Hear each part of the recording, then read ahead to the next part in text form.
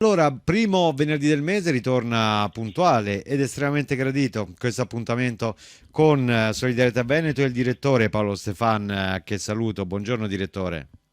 Buongiorno Claudio, buongiorno a tutti gli ascoltatori.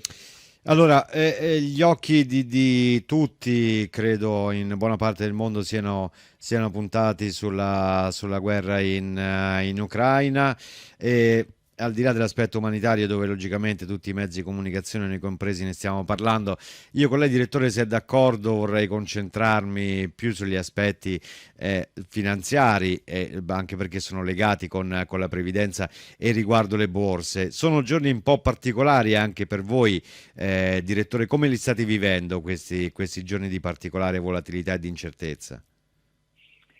Beh sì, innanzitutto il punto di partenza, quello che sta accadendo travalica naturalmente l'attività nostra quotidiana, l'ambito di competenza di Solidarietà Veneto, perché qui stiamo parlando di rischi geopolitici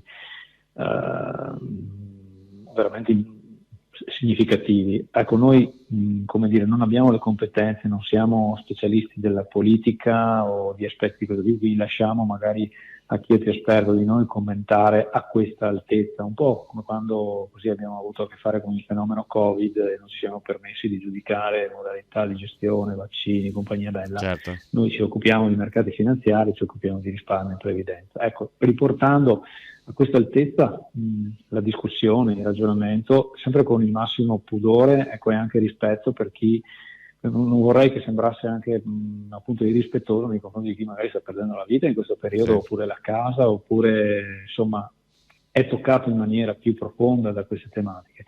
Quindi con rispetto per queste situazioni sì, riportiamo l'attenzione all'altezza della finanza, specialmente a lungo termine, che ci compete. Detto questo, che cosa sta accadendo questi giorni? Beh, tutti noi siamo, come dire, toccati umanamente, personalmente, ma stiamo cercando però di focalizzarci sulla situazione dei nostri iscritti, su quello che può accadere al loro risparmio, ragionando sempre in termini di rischi e anche di opportunità. È una fase di cambiamento.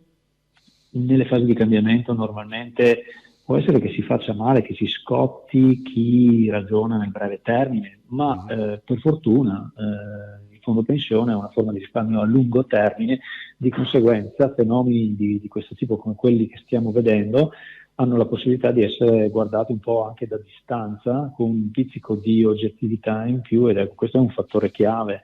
Cercare di essere oggettivi e razionali in un momento in cui invece l'emotività potrebbe spingerci, soprattutto se abbiamo fatto scelte di risparmio di breve termine, a decisioni scellerate, improvvisate, dannose. Ti dirò, non abbiamo in questi giorni una sensazione di apprensione da parte degli iscritti al fondo pensione, perché evidentemente nel tempo è maturata una cultura del risparmio a lungo termine che ti porta appunto a guardare con un pizzico di distacco questi eventi, no? Sarebbe un po' altrimenti controproducente. Detto questo, la trasmissione è buona anche appunto per condividere con gli iscritti le diverse situazioni che si potrebbero prospettare e anche qualche punto di forza che ha Solidarietà Veneto proprio in questi momenti difficili, insomma. Avvertenza, messaggio promozionale riguardante forme pensionistiche complementari. Prima dell'adesione leggere la documentazione prevista da Covip. I rendimenti passati non sono necessariamente indicativi di quelli futuri.